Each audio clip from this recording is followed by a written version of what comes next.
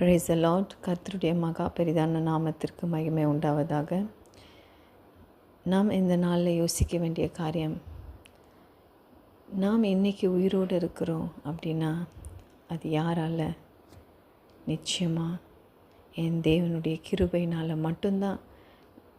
நாம் வாழ்ந்து கொண்டிருக்கிற ஒவ்வொருவரும் அவருடைய கிருபையினால் தான் இன்றைக்கு நாம் ஒவ்வொரு நாளையும் நம்ம பார்க்குறோம். தேவனுடைய துணை இல்லாமல் ஒருவரும் இந்த பூமியில் வாழவே முடியாது. நம்மளுடைய ரிலேஷன்ஸ் யாராவது அவங்க வீட்டில் ஏதாவது ஒரு விசேஷங்கள் இருந்தால் அவங்க நம்மளை இன்வைட் பண்ணால் நம்ம அவங்க வீட்டுக்கு போவோம். ஆனால் அவங்க இன்வைட் பண்ணலைன்னா நம்ம அவங்க வீட்டுக்கு போவோமா? கண்டிப்பாக நம்ம போக மாட்டோம்.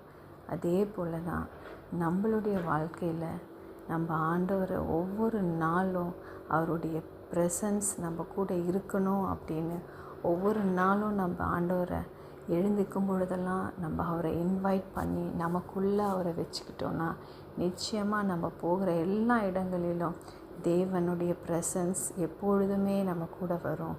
ஸோ மனுஷர்கள் உலக காரியங்களுக்கு அவங்க இன்வைட் பண்ணால் தான் நம்ம போவோமே தவிர, அதே போல் தேவனையும் நம்ம ஒவ்வொரு நாளும் நம்முடைய வாழ்க்கையில் இன்வைட் பண்ணால் தான் தேவன் நம்மோடு கூட பயணிக்க அவர் உரிமை எடுத்துக்கொள்வார்.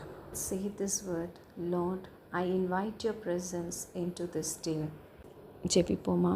அன்பின் பரலோக தகப்பனே, நாங்கள் ஒவ்வொருவரும் அப்பா உங்களை எங்களுடைய வாழ்க்கையில் நாங்கள் அழைக்கிறோம் ராஜா. நீங்கள் எங்களோடு கூட பயணிக்கணும் ஆண்டவரை.